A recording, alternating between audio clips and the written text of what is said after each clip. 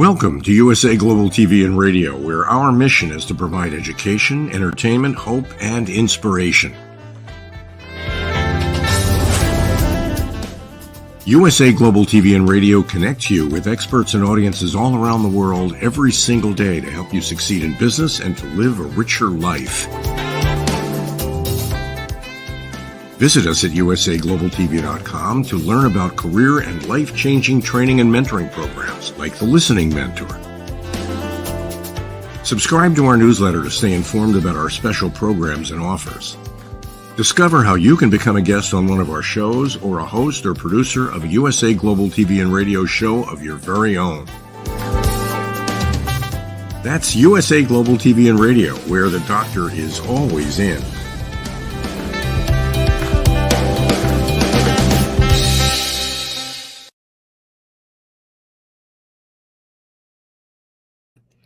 Hello, everyone. Welcome home to USA Global TV and Radio. I'm Dr. JACALYN Kerbeck, and our show today is the MALLORCA Connection. We are going to have the pleasure of hearing from the star of our show, Mr. Roland Friedl. He's going to walk us through how to write a business plan. So I'm excited to welcome him. First, I just want to announce that this show is brought to you in part by one of our sponsors, and it's Diane Floyd Bain, the author of Harry the Camel and so many more wonderful works for children and for young adults. We'll be hearing more from Diane just at the end of our program. Let's welcome Mr. Roland Friedl, who is somewhere in his motorhome, somewhere in Europe. Hello. Hello, Dr. JACALYN. Great to see you again. Thank you. Nice to see you. Oh, thank you. Thank you. I love that color that you're wearing, by the way, that yellow. It's an orange yellow. Looks very nice, bright. Yeah, it's a holy, actually orange and yellow is a holy color. Yeah, it is. It makes me smile. In Hinduism and in Buddhism, yeah. Okay, I didn't know that. And backstage, you taught me a few other things about some of the things I'm doing. You are a wealth of knowledge. You have so much experience. You've been mentoring me in many ways, and I know that you're working with clients all over the world. Tell us, before we get into the crux of our topic today, how it is that you do help people, what that work is. Well, most of the work I'm doing with clients is in the corporate world. I help my clients to optimize their processes, communication processes, sales processes, or the key processes that are important in their company. That's one point. And the other point, is to support them in developing their stuff. And there we focus on leadership development. So we do a lot of leadership trainings, workshops, one-to-one coachings. And the second pillar is sales. So we optimize the sales processes, the sales strategy. We train the salespeople, the sales management. That's what we most of the time do. Thank you, Roland. And I know that many times, because I've experienced this myself, many times when someone's been in business for a long time, that doesn't mean that they had a business plan or that they had a marketing plan or they even know what they're doing, but they're getting sales. And because they're getting sales, then they think to themselves, okay, I have it all figured out. And then one day it's almost like the rug gets pulled out from underneath them. Why is it important to have a business plan and a marketing plan? And we'll talk about the marketing plan another time. Yeah, the business plan, I personally believe it's the base. It's absolutely the basis of a successful startup business, because it helps you to really to write clearly down your business idea. And also it's very important for controlling your finances, and also important to convince, if necessary, your financial backers like banks, investors. So you need a business plan. And when you have a business plan, a business plan is your goals, your vision, your strategy, is everything included.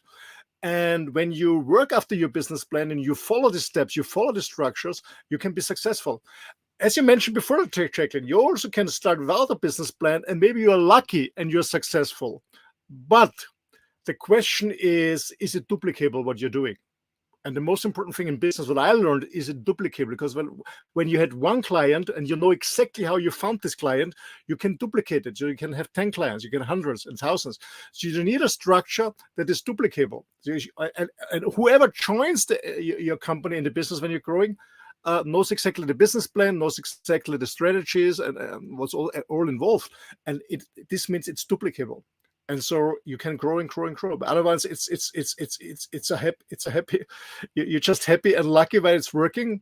But the question is always: is it duplicable, and is it happening because you had a plan, you had a strategy, you did an action, and that's why it worked, and not because there have been lucky circumstances.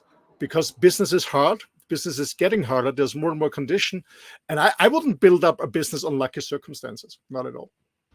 That's such a good point. And Roland, I shared with you that I now have 5 brands and I've got 2 businesses. And so some of the brands are assets under the existing business. And I don't have a business plan for all the brands. So I happened to be over on Clubhouse, the Clubhouse app, and someone was talking about this on Sunday. And long story short, this person suggested using ChatGPT to come together with a business plan. So I did that. It took, I don't know, 10 seconds, 15 seconds. And I was talking to you about that backstage. What are the pros and cons about using ChatGPT? And would you? Well, I use it too, but I only use it to get, for example, when I'm writing a blog or writing something, just to give me a structure. I only use it for some research and giving me a certain structure when I have a certain topic.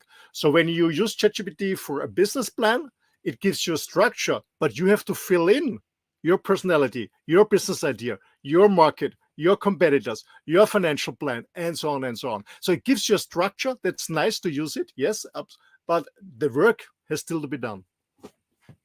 I love that. So it's not that it has to be either or. There can be an intersection there, and the ChatGPT is the foundation, the structure, and then from there you build. So let's say we go over to the ChatGPT. What's the next step? Well, first, when you get, I don't know what ChatGPT is suggesting for a business plan, but a business plan should have a certain structure and certain topics that should be involved that are important. But before we start on that, as I said, it's important to have fun. I strongly believe that. And I also believe that it's also necessary for small companies. It doesn't matter what scale, what size your company had. Even if you're a one-person company, if you're a small startup, use a business plan. It gives you a good guidance, and you could also use it, as I said, if you need money from your bank or from investor. But what is very important in the beginning is that you avoid incomprehensible specialist terms. So it should be an inspiration. A business plan should be an inspiration that when somebody's reading your business plan, like a bank, like an investor, and so on. So it should be an inspiration. And you should also write about the topics that are important for presenting your business idea, and don't wander from the point. So don't go away from the point. So it's all about your business idea. And this relates to all sections of the business. So only write about what is necessary. Don't use key points, bullet points. Really write in full sentences and be inspiring. Be inspiring. It must inspire yourself first of all when you read it, but also it must or should inspire people who get involved in your business. As I said in the beginning, maybe potential investors, the bank that when you need money, employees you want to hire, especially on a management base. So. And what also important, I think what is the most difficult part for many people who are not used to write a business plan, because they always have been employees, and maybe as an employee in the corporate world, you haven't been in controlling or in finance, is the core element of a business plan is the liquidity plan. So the rest is just theory, but you need a liquidity plan. And yeah, write it as precise as possible, meaning keep it realistic and try to avoid contradictions. So that's the beginning of a business plan. And we have a saying in German, I don't know how to translate in English, fine feathers make fine birds. So meaning, take it seriously, a business plan. It's your business. I mean, take it really seriously, writing down a business plan, because your business plan is, I strongly believe, is also your personal business card, and it speaks of your personality. Yeah, how precise you are, how clear you are, in writing down your ideas, how clear you are, how precise you are in your liquidity plan and financial plan, and so on. So that's very important in the beginning. Roland, you're mentioning, is it a liquidity plan? Is that what you're saying?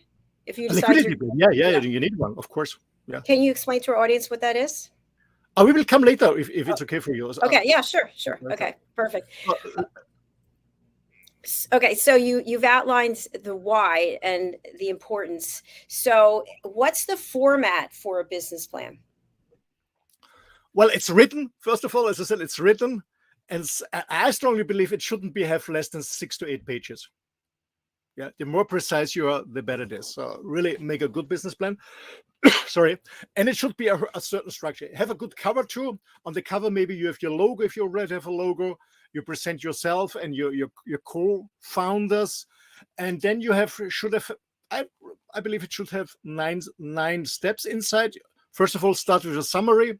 I will talk later in detail what the summary. Secondly, a profile of yourself as a founder or as a founder team. When you have 1, 2, 3 other people who start with you in the business, a profile of your person and the other team members. Third is the business idea, how to describe your business idea. Then the next step, very, very important, is market. Hopefully you have done market research, so describe market and competitors, so both market and competition. So what is the chances in the market, how much coverage you can get, what's going on in the market analysis, what is your target market, and is there competition, who is there, and so on, what are their market shares, their coverage, etc. Then number 5 is also corporate formalities. So what kind of company you're starting, where you're sitting, and so on. Number 6 is having actually a strategy of marketing. It's very important how you're going to market your idea. Let's have a good clear strategy. This is especially very interesting besides marketing competition for potential investors in the bank. The bank does want to know, okay, what is your strategy to get to know in the market, because the market is global. There's a lot of chances, but there's a lot of competitors. So do you position yourself clearly? Do you have a clear strategy? Then, as I said, a liquidity plan, or you call it a financial plan.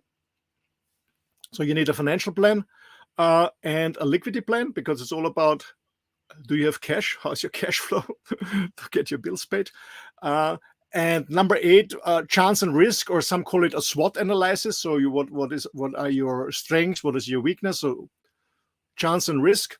And last but not least, number 9 is to have an appendix, an annex, where you have your financial and liquidity plan, maybe some certifications that you need or are good to show that you have skills, that you're a specialist in your field, and so on. So these are more or less, so I would say 9 points that you should consider and write it down in detail. We can discuss it now. Thank you, Roland. And what I'm wondering is this something that we sit down at our desk and we do by ourselves and then follow point by point, or do we need to get someone's input as to whether or not we're on the right track?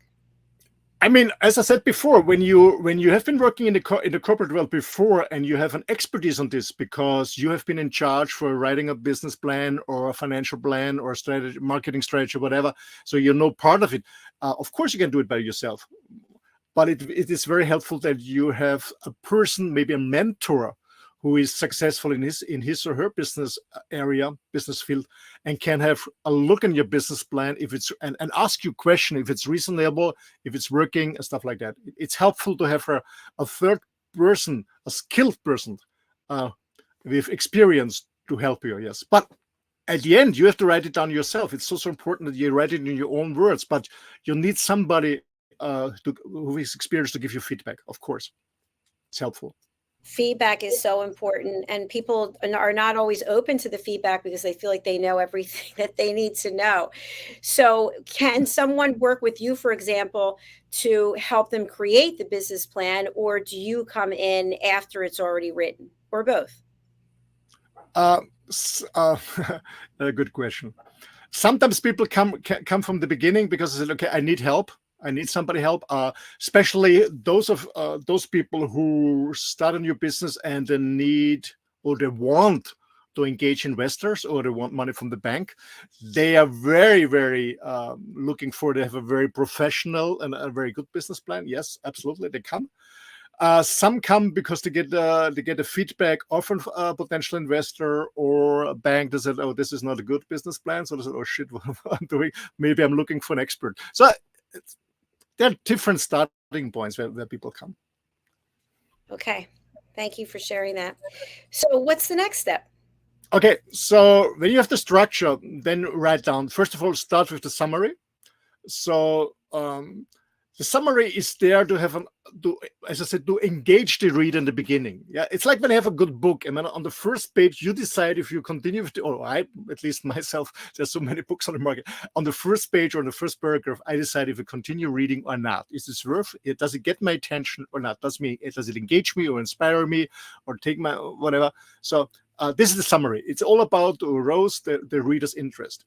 And it shouldn't be longer than a one-pager. Really, a one-pager, it's a summary. Yeah, I always say, actually, the parallel in business is when you write a proposal to a company, it's always have in the beginning a so-called executive summary, means the decision maker who is not involved in the details, but he or she gets an overview about your proposal, why it's helpful to hire you or to buy your service and products or products. So it's a summary in the beginning is to have a nice overview.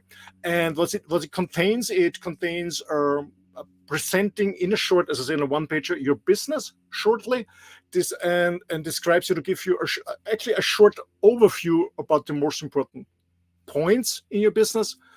And yeah, and I think in the summary, you also should be very aware that you really present the uniqueness of your business idea, just already in the beginning, to engage a potential reader, like an investor or whatever. That's the first part. Thank you. I really like how you brought up that part. So at some point, it may make sense to bring in some outside interests to be partners or active partners, silent partners, or just investors. Yeah. And and that's a very difficult part because what I train people, for example, in sales, we call it an elevator pitch. So when you meet somebody in the elevator, you have a few seconds. Can you explain in a short what you're doing? Yeah, and the same with the summary of the. Can you shortly and being precise and clear? What is your business idea? Not coming from here and from there and. This means that you're not clear about your business opportunity, on your business idea. So the summary shows exactly if you are very, very clear. That's so important, and it's a difficult part, to be honest. It's a difficult part. Yeah. It's sure. If people have difficulty with the elevator pitch, we actually had a show on a woman's prerogative and just putting our panelists on the spot. So is that as equally important as the business plan? More important, the elevator pitch?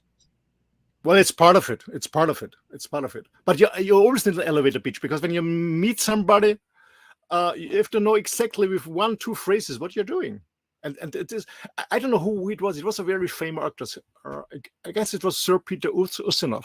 And he said, it has a very strong beginning and a very strong end, and in between, as less as possible. So it's all about engaging people and inspiring people. And this is in a phrase, in a statement, in a short one, or it can also be a provocative question. It can also be. But it has to be very short and precise. And that's not easy. That's not easy. Yeah.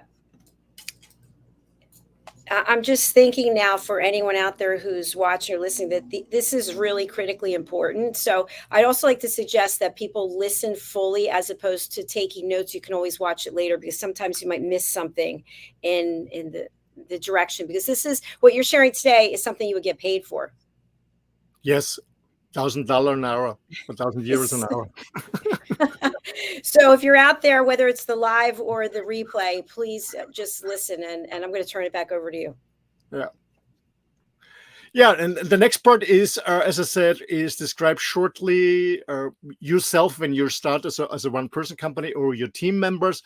Meaning, in this part, in the second part, you present yourself, especially your qualifications, okay, of being a businessman or businesswoman, explaining shortly your professional skills, your background skills, your education, your certification you have.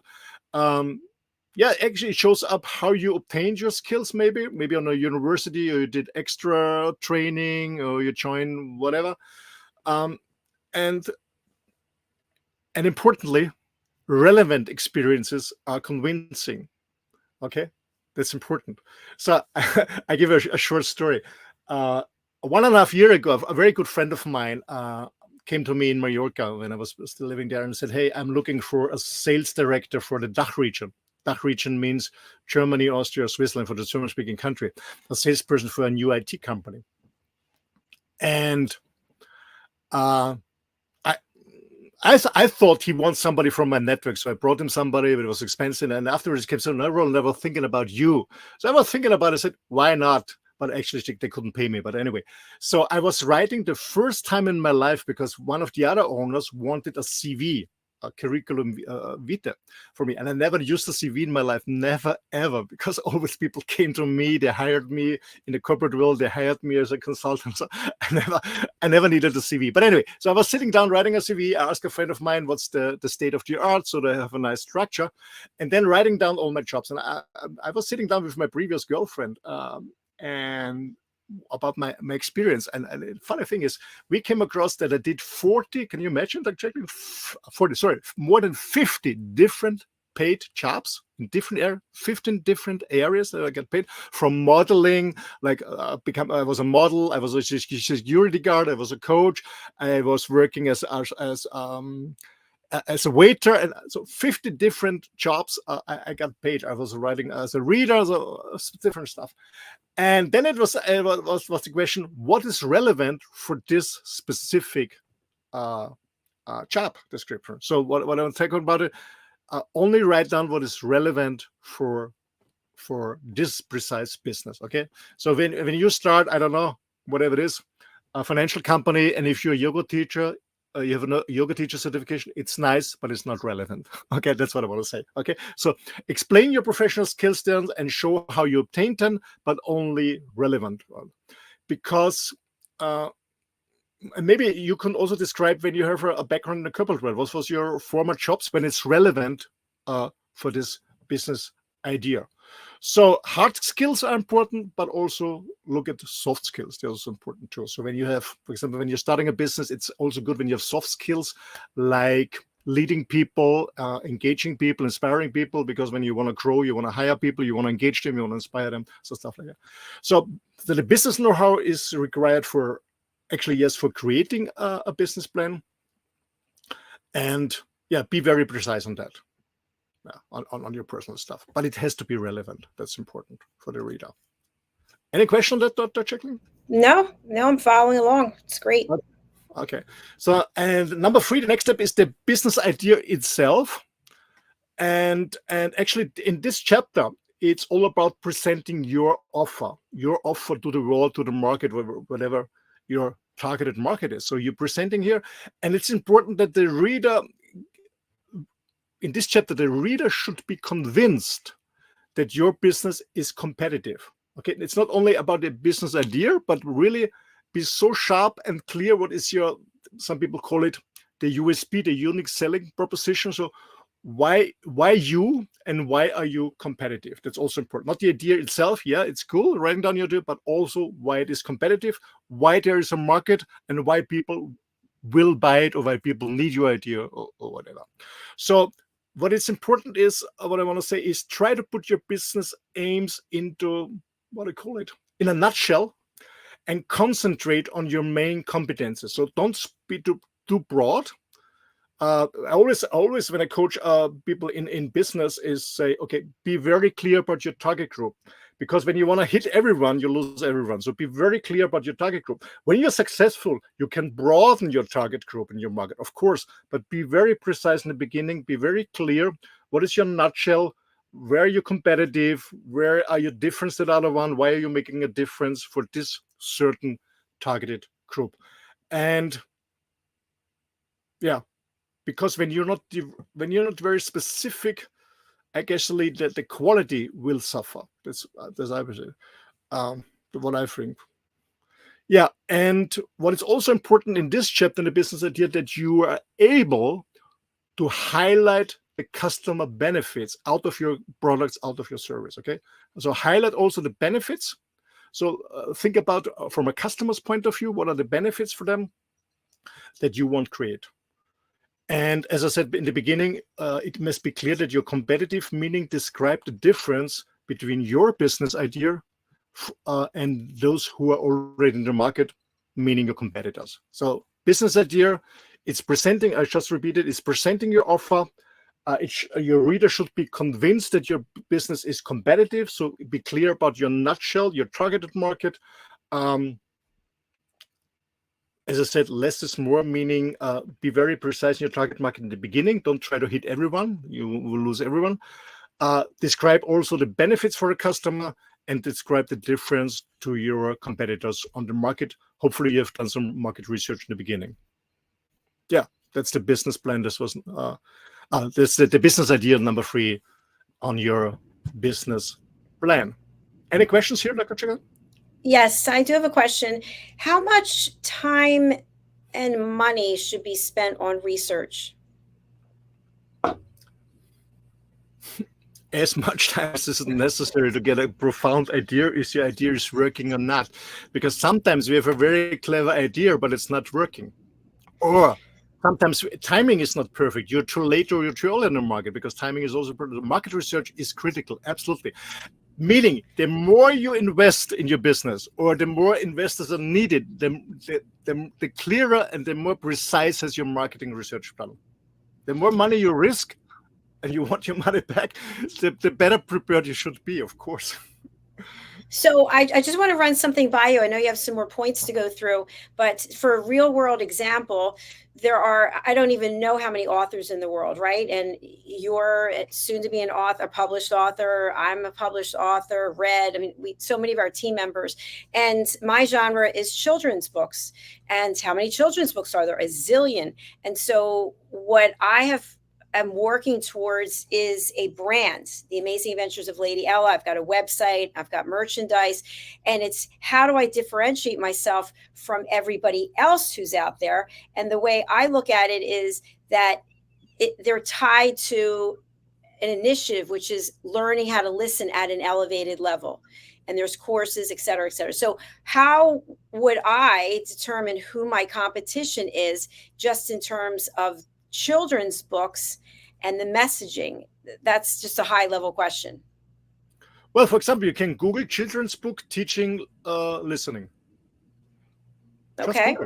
Just Google. Whatever in Google. Yeah? Whatever you're looking for, ask Dr. Google or whatever tool you're using, but do as much research as possible. There are many websites where sometimes you have to pay for it to get answers. Of course, I know, especially when you're in a technology background, because I consult a lot of technology companies like Xerox, OpenDex, and other businesses. So sometimes you have to pay for that, because there are companies like Gartner who do a lot of research on the market. So they're specialist companies doing research, and you have to pay for them. You have to have a membership or something like that. But again, the more money you have to invest, the more money you need, the more precise be about bringing up your business. And as you know, you mentioned author, and when you're writing a book, it's nice because you write it, you love it. If it's working, it's good. If it's not working, it's not a huge investment. Of course, it's a time investment, but you're not losing a hell of money when nobody's buying the books. It's a different approach. But it also makes sense, man. I learned it from Red, by the way, and thanks, Red, for teaching me that, is to do a lot of research about the cover of the book. So in the field I'm publishing, it's a business book, it's a sales book, it's innovation. So looking about competitors, what is their strategy? How does their cover look? Do they use graphs and stuff like that? And copy and model what they are doing. And that's also market research. And you see the figures, how much they sell. And when they sell their books, you know there's a market. When there's a lot of competition, there's a market. So if there's no competition, you can be luckily, because you really have a new idea. But if there's competition in the market, it means there's a market. When the more companies in the field, or the more writers in the field, there's a market. So it's good. So find your niche. I like it. Thank you. That was really helpful. You're welcome. Okay. Yeah, So that's it, that's number 3. So number 4 on your business plan is marketing competition. So I already mentioned a little bit. So before setting up your business, you need to obtain, as I said, detailed information about your target group. So be very precise in your target group. Also, when you build up a website, that's why I love the company I'm working with, Sam, is because the first thing is, because I was saying, okay, what are you using? Photos, pictures, videos, what kind of colors? And he said, Roland, depending. I said, depending on what? What? Depending on the person who is looking for you, the person who's Googling your website. So on your target group, very important. Who is your target group? So find all the information that is needed for your target group and about their potential or possible demand. Of course, is there demand? Yes or no? And so, as I mentioned before, there are services on the market. Sometimes you have to pay for them, but it's and as I said before, when you invest a hell of money, it makes sense to make an investment in professional service. For example, as I said, when you're working in technology, gardeners and others are doing very, very good service. I highly recommend them. So surveys are very possible to calculate the demand. That's very, very important. And secondly, don't underestimate your competitors because they're already on the market. They have experience, they have some advantage. Maybe they're a year advantage, 2 year, 3 year, 4 year, 5 year, whatever. So they have more experience than you. They know the market better, the circumstances. They know the customers already. So try to obtain as much information that you can get from competitors and about their products, pricing, what is their marketing strategies, how they get customers, what they are doing to retain customers, what are their challenges, why they are losing customers, and everything like that. You can also go to special, as I said, you can Google it, but I guess in every country you have Chamber of Commerce. When you're a member there, you get information from them. Also calculate the competitors in proportion to the potential clients. How many market shares do they have? When you have a business that needs a location like a restaurant or a barber shop or whatever it is, look in the area before. How many competitors? Are there competitors? Yes. If there are competitors, it means it's a good spot. If there is none at all, it's maybe that's the first business in this city that you're opening that never had before, or it's not a good spot to open a business there. So especially when you rent or buy even a property for your business, be very clear in the beginning because changing location is very, very expensive. Okay. So as I said, when you open a shop, a bar, whatever is your location, then it's very, very important. Then you do a good market research in the area and also have a look at your competitors. Yeah. That's all about marketing in competition. In short, it's much more. It's very important, but in short. I know marketing can be a huge investment, and it's something that you have to be on top of all the time. And for books, for example, marketing in and of itself, a quick story that I don't think I shared with you, but I went to a party for the first time in a couple of years, and I brought my books with me. I wasn't talking to anybody. I was sitting by myself in the back room. Anyway, somebody came over to talk to me, and this couple has children and grandchildren. I told them about my books. I took the books out, and she bought them right away, right there, paid cash, put it in my purse. And she said, "What are you doing to market these?" And I said, "Nothing." And she said, "This is $1 million brand." I said, "How do you know?" She said, "I was a teacher, an educator. I'm a parent. I'm a grandparent." She said, "You have something here, and I can't believe you're not marketing it." And I said, "No, I don't even know what to do with it." So that's what started me thinking. I'm sure there's other people out there like me as well. Yeah, absolutely. Yeah, it's important. So in the beginning, it doesn't matter how small you start. It's good to be prepared and do good marketing. Absolutely. Marketing is everything. It kind of was like an awakening for me that there's a door that I can walk through. So I'm excited. So keep going. Thank you. Sounds good. Yes, absolutely. Marketing. So next step is corporate formalities. This means that in this is a short chapter, but you write down and make clear which legal status you choose for your business. If it's a single person business, if it's a shareholder business or a limited or company, a limited corporation, because this impacts especially your taxations and also your liability. Okay, so be clear what kind of corporate legal status you're choosing. It's also very important. So this is a small part, but also a very important part in your business plan. Then strategy of marketing. As we mentioned in the beginning, marketing and distribution is a very complex topic, to be honest. It's a science for itself, and it also refers to a wider range of different aspects. Yeah. And in this section, you should highlight the strategy you want to use for your startup. So the quality strategy, meaning beating the products of your competitors, is a crucial element. How do you want to present, for example, your products and your services? Describe, as I said in the beginning, also in the summary, describe the customer benefit of your products and services. This is the quality strategy. Then you have a price strategy. That is also important when it comes to developing and presenting your business. Price plays a dominant role, of course. Don't be too cheap and don't be too high. But I always say most people are too cheap.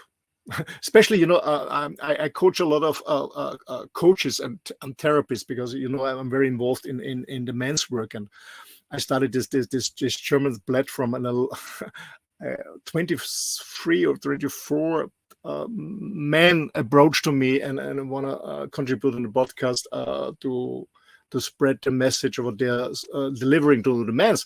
And most of them have no idea about marketing and their prices. And I told them, most of them, you're too cheap. You're too cheap. Yeah. Okay. So pricing is very important. Pricing strategy. Don't be too cheap. That's not good. Okay. So, and you need to decide between the price segments, meaning a high priced, a low priced, and a threshold segment, depending what you're doing.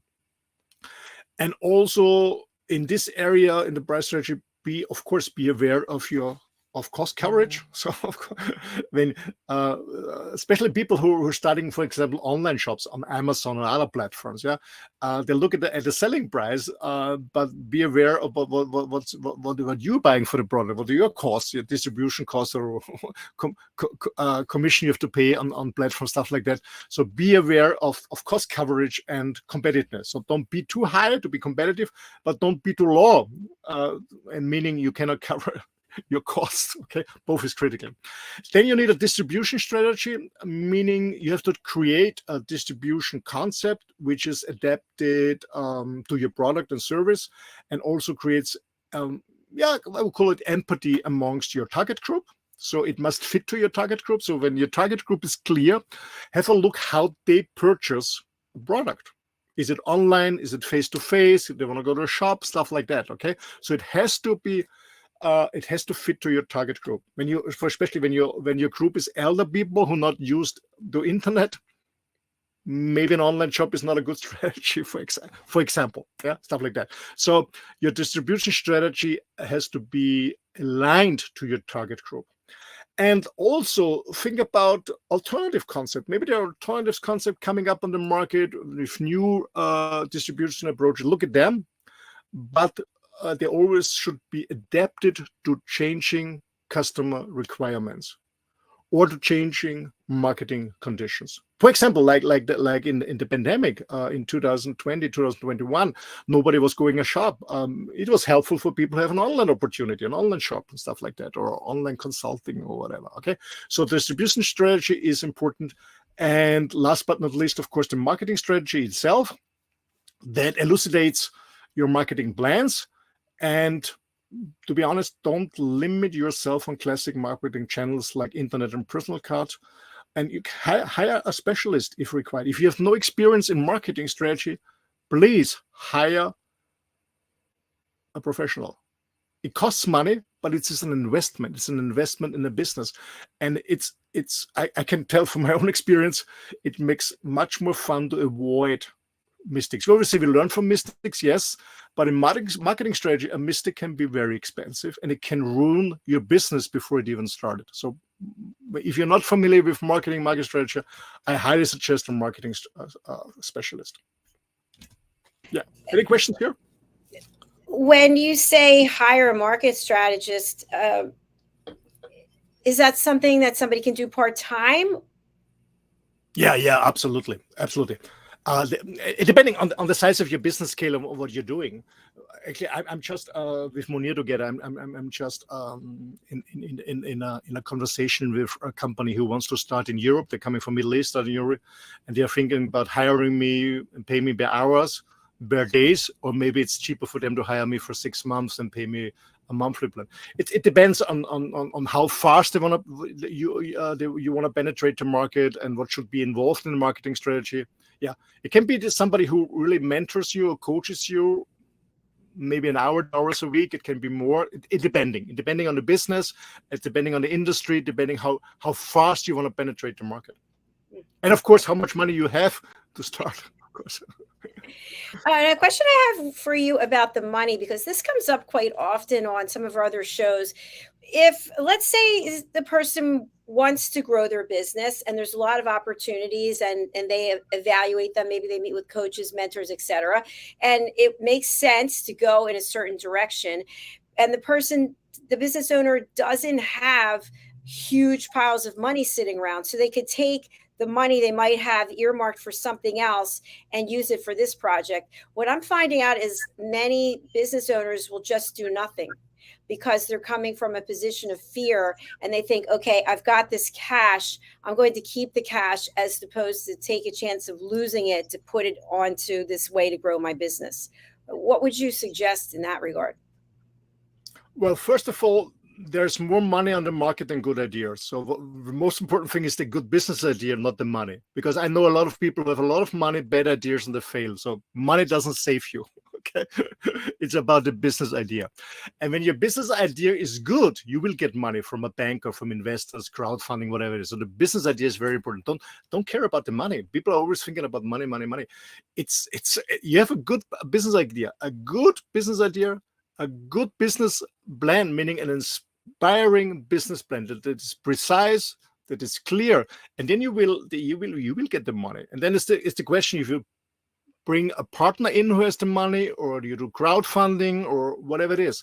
But I strongly believe it's all about the business idea, and the money will come. And you need money, of course, and especially when you have an idea when you work in IT, like building up a platform or whatever you want to do, you need a hell of money, and you have to be very fast, because when you start slowly and somebody grabs your idea, they steal it. So you have to be very fast. You have to create momentum, and you will need money. So when you have a good business idea, and you want to grow fast, go for crowdfunding, look for investors. And when you have a good idea with a good business plan, you will find investors. And of course, you give away part of your business. Yeah, sure, but you cannot have everything. It's very true. Thank you for sharing that. And I think also, when you have done your work and your research and you feel strongly about something, knowing that, hey, maybe it won't work out, but I'll learn something from it, it's easier to make a commitment to put the money out.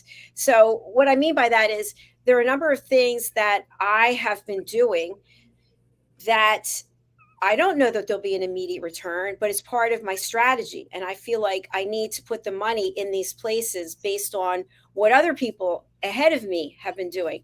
But when I talk to some of my peers, they're more in a place of, I'm just going to keep the money here and stay where I am now. I don't want to stay where I am.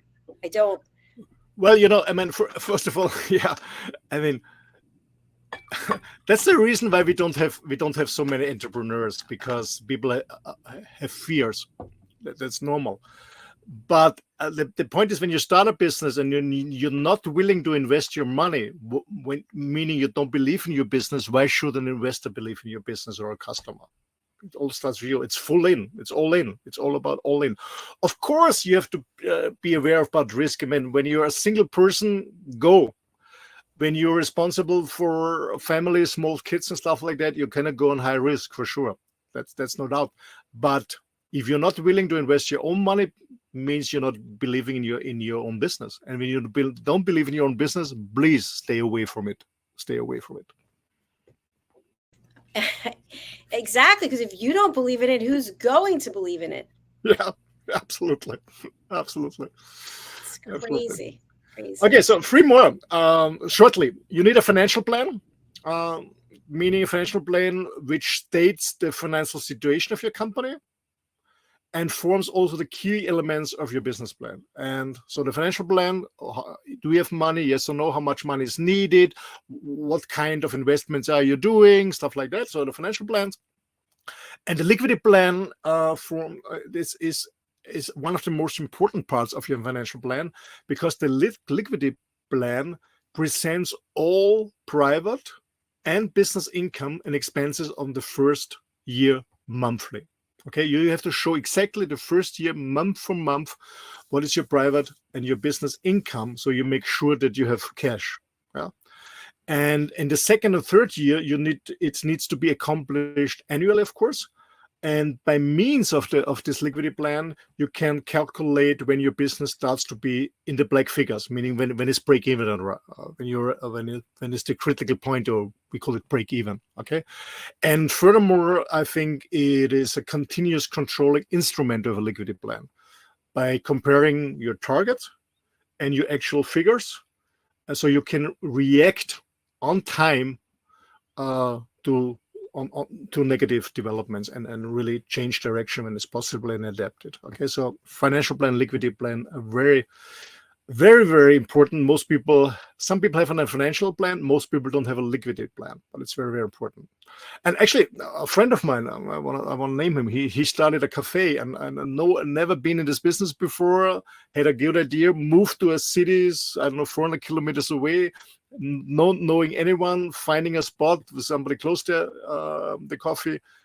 He reopened it, and now he said, oh, fuck, no market research, no liquidity plan, now overwhelmed.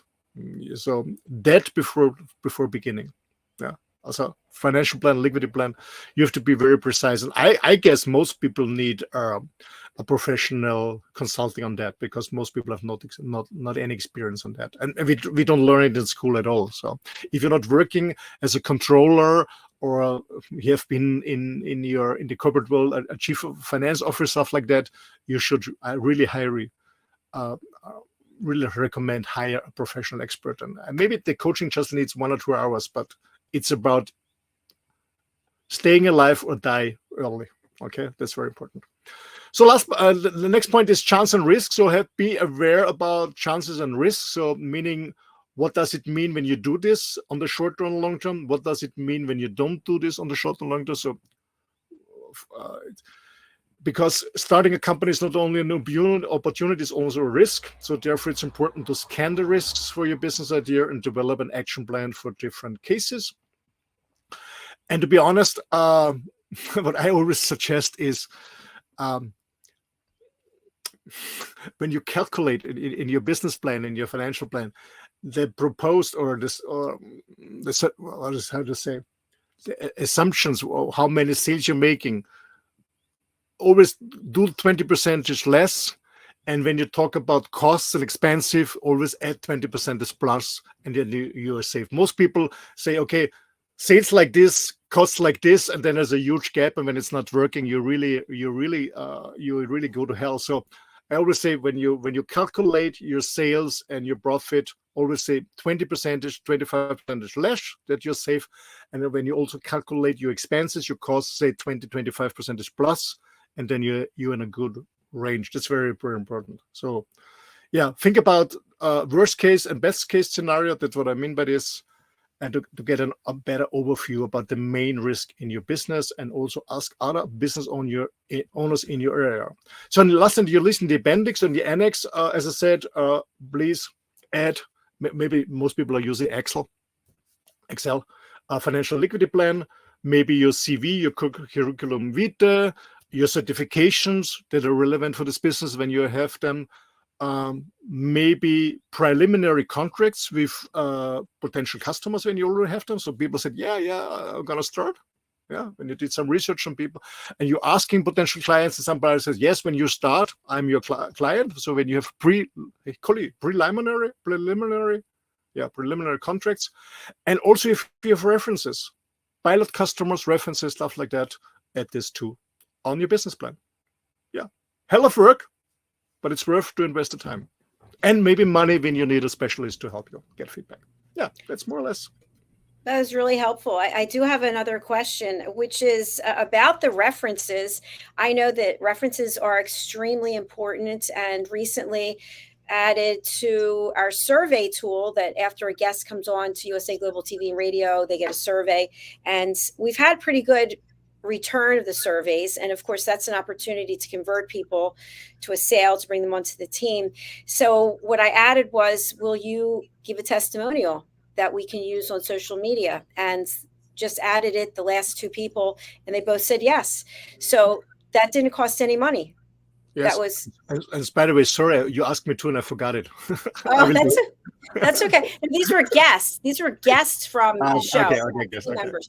But so, what are your thoughts about just going and asking your clients for a testimonial? And if they say yes, what is the best way to capture that? Is it something that people can read in a graphic? Is it a video? What would you suggest?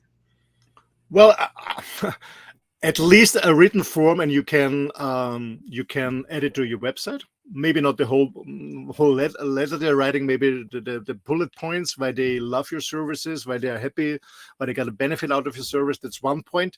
I think what is very good, because it really triggers the emotions of your other potential customers if you have a video, because in a video you can transport visual, auditive, edited, anything in. So when you do short videos, actually right now I'm coaching an architect in Vienna, a huge architect office, and one of the strategies is doing videos with happy customers.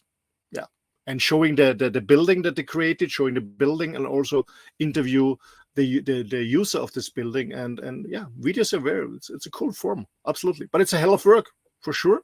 And please do it professionally.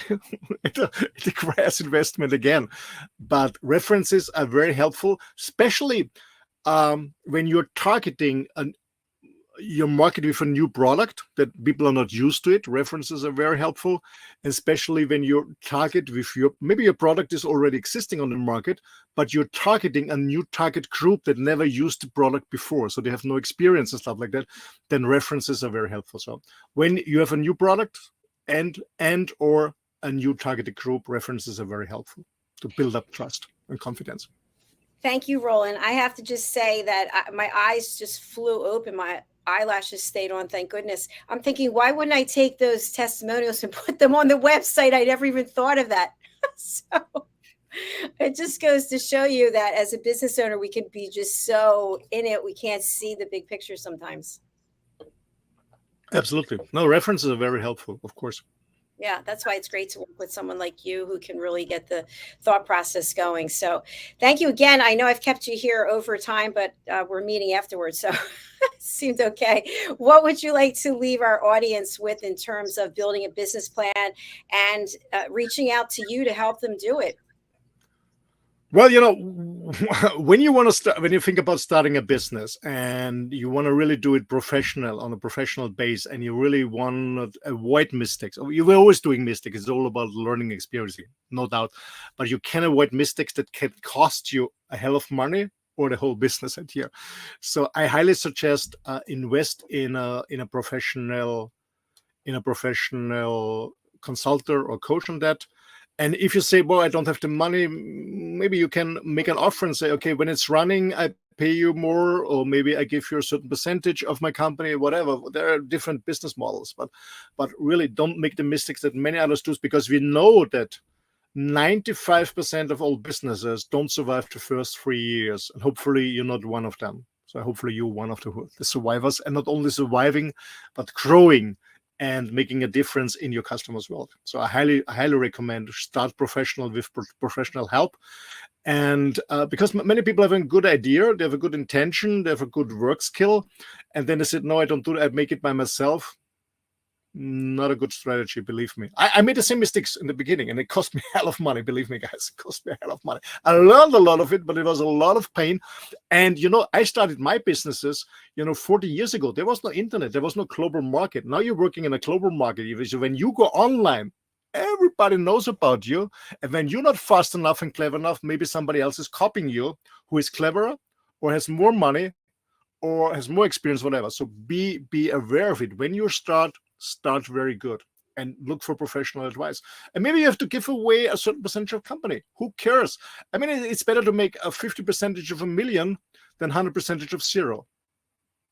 So true. Roland, what I want to add to that is, and this is just my opinion, I'll be completely in left field, but I've watched a number of Shark Tank episodes. I think it's Dragon's Den, other parts of the world.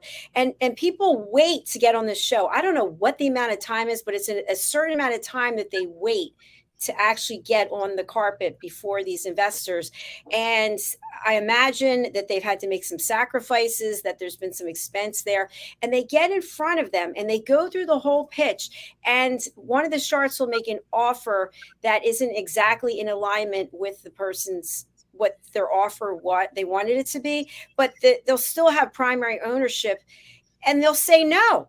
And I think to myself, why are you even there? Like, what is so if it's a crazy offer where they're going to take over your business or maybe they're going to buy you out, that's one thing. But if you're offering 10% and they want 15% and you say no, I think to myself, why did you bother going? Doesn't make any sense.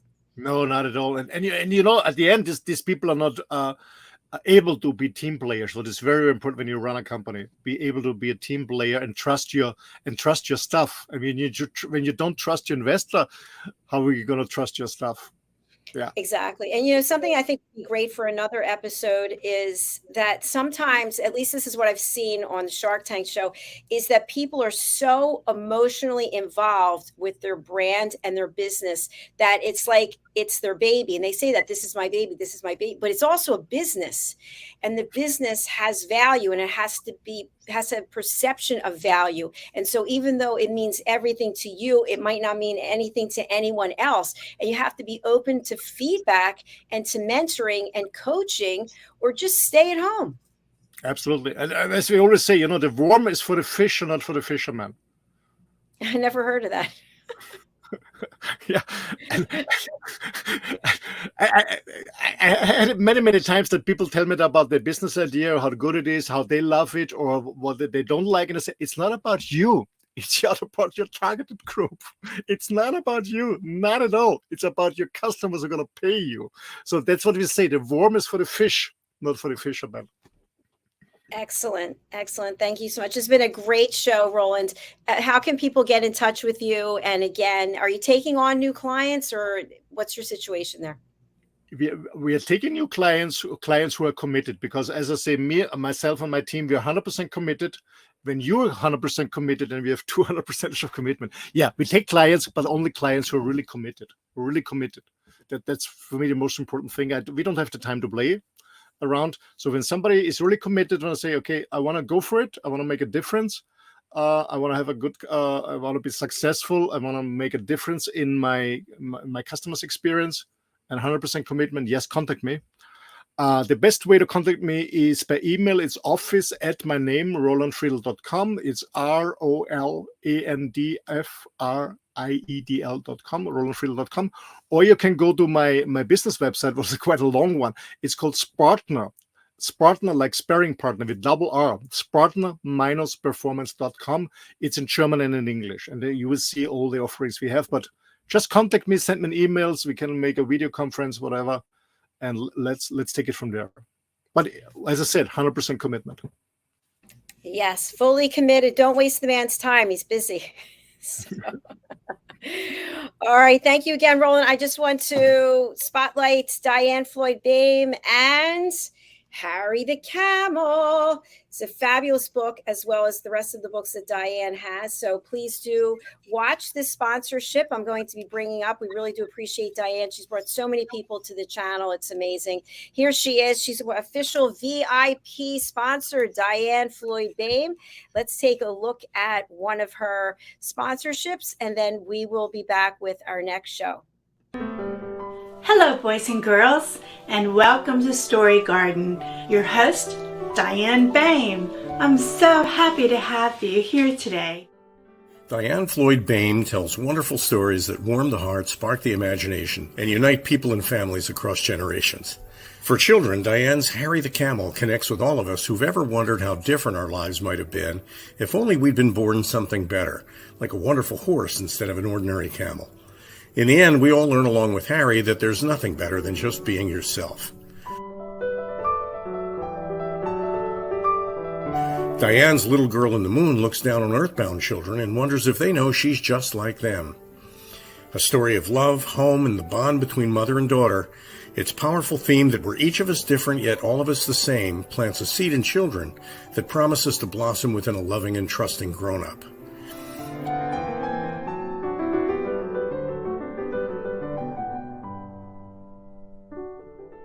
Diane's new biography, Rise, recounts the experiences of her grandmother, Ruby, to reveal the hidden strength of the human spirit. Ruby's story inspires all of us to become the best versions of ourselves. You'll find all of Diane's delightful books and much more at dianefloydboehm.com. Visit dianefloydboehm.com. That's dianefloydboehm.com.